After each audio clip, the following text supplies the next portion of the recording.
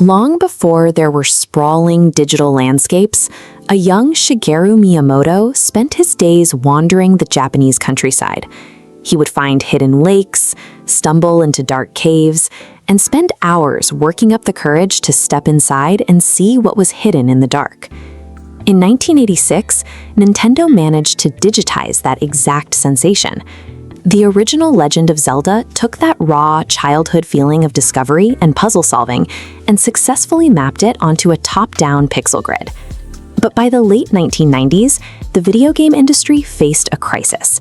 The transition to 3D polygons was a messy, disorienting process. Characters collided with invisible geometry, combat was frustrating, and clunky cameras broke immersion. Preserving the core magic of exploration in a three-dimensional space required Nintendo to invent entirely new, foundational languages for gameplay, music, and story. During a series of deep-dive developmental retrospectives known as Iwata Asks, Nintendo's late president Satoru Iwata frequently discussed an abstract philosophical target. They called it the Zelda-esque quality, a specific essence that the team chased to make a virtual world feel correct. Ocarina of Time formulated this essence through three distinct pillars of design: mechanical flow, aural immersion, and narrative complexity. By mastering these three pillars, Ocarina of Time created a specific technical and narrative foundation that would provide a template for the series' survival in the 3D era.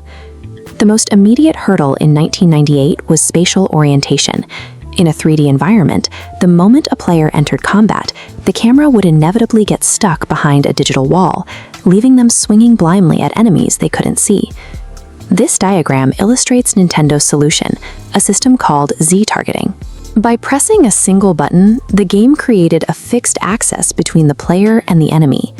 The camera was then physically anchored to this tether, allowing it to sweep smoothly around the action. Notice how the camera locks perfectly into place here. This digital tether entirely eliminated spatial frustration. It is the exact mechanic you use today when locking onto an outlaw in Red Dead Redemption or circling a boss in Dark Souls. To teach players these mechanics without forcing them to read static tutorial menus, designers created the Fairy Navigation System.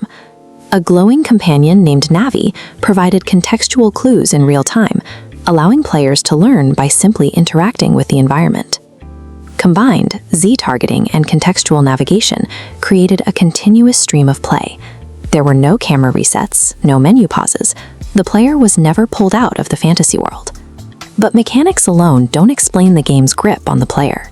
Academics have studied the game's audio design, noting that the music serves a structural purpose far beyond a traditional background soundtrack.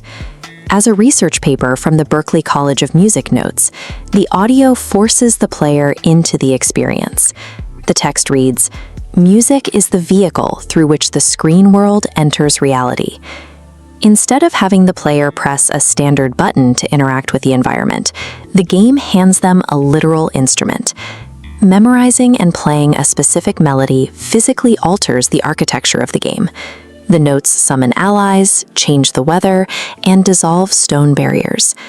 Making music a physical trigger for the world's physics synchronized the player's actions directly with the digital environment. The music bridged the gap between the living room and the screen, achieving total psychological immersion. The story utilizes time travel as a structural device that goes beyond simple puzzle solving. It forces the player to reconcile two entirely different states of the world across a 7-year gap. This animation shows the structural consequence of the game's ending. The narrative doesn't resolve cleanly. It strikes a central node and violently fractures.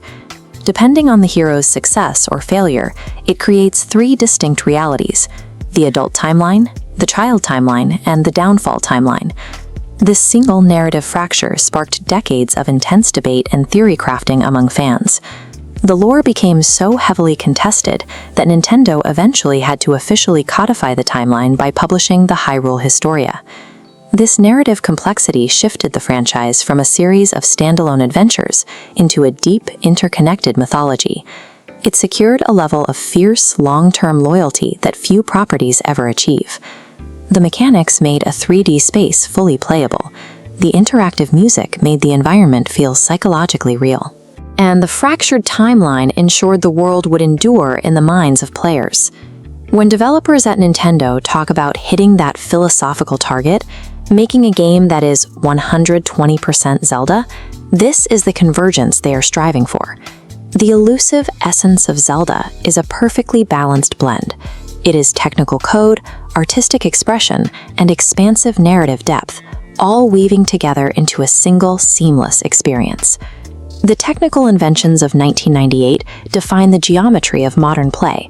From the way cameras follow a target to how music triggers a world's physics, Ocarina of Time provided the specific blueprints the industry used to build the expansive, immersive open worlds we take for granted today.